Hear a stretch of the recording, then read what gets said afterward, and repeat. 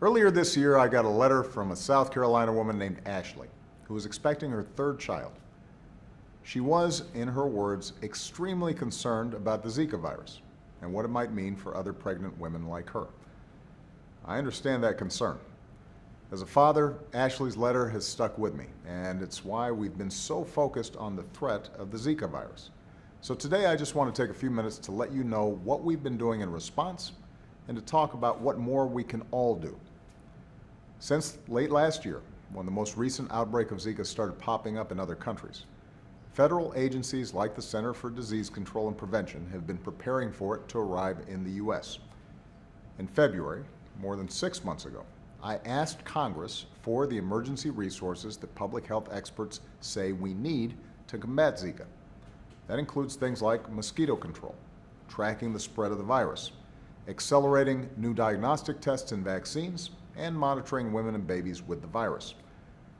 Republicans in Congress did not share Ashley's extreme concern, nor that of other Americans expecting children. They said no. Instead, we were forced to use resources we need to keep fighting Ebola, cancer, and other diseases. We took that step because we have a responsibility to protect the American people, but that's not a sustainable solution.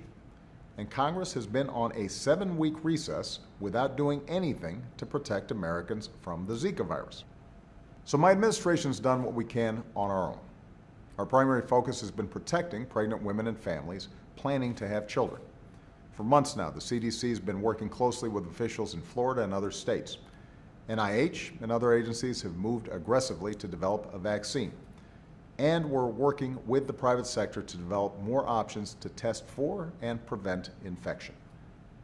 For weeks, a CDC emergency response team has been on the ground in South Florida, working alongside the excellent public health officials there, folks who have a strong track record of responding aggressively to the mosquitoes that carry viruses like Zika. They know what they're doing. Still, there's a lot more everybody can and should do, and that begins with some basic facts. Zika spreads mainly through the bite of a certain mosquito. Most infected people don't show any symptoms, but the disease can cause brain defects and other serious problems when pregnant women become infected. Even if you're not pregnant, you can play a role in protecting future generations. Because Zika can be spread through unprotected sex, it's not just women who need to be careful, men do too.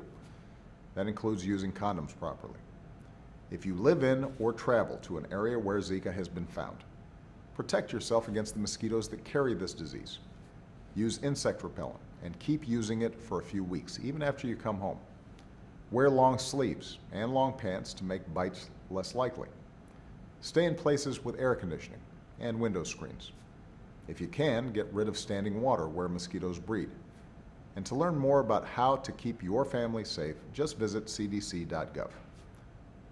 But every day that Republican leaders in Congress wait to do their job, every day our experts have to wait to get the resources they need, and that has real-life consequences. It means weaker mosquito control efforts, longer wait times to get accurate diagnostic results, delayed vaccines. It puts more Americans at risk.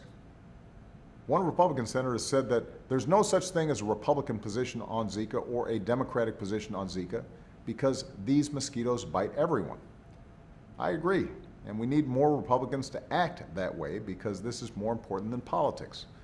It's about young moms like Ashley.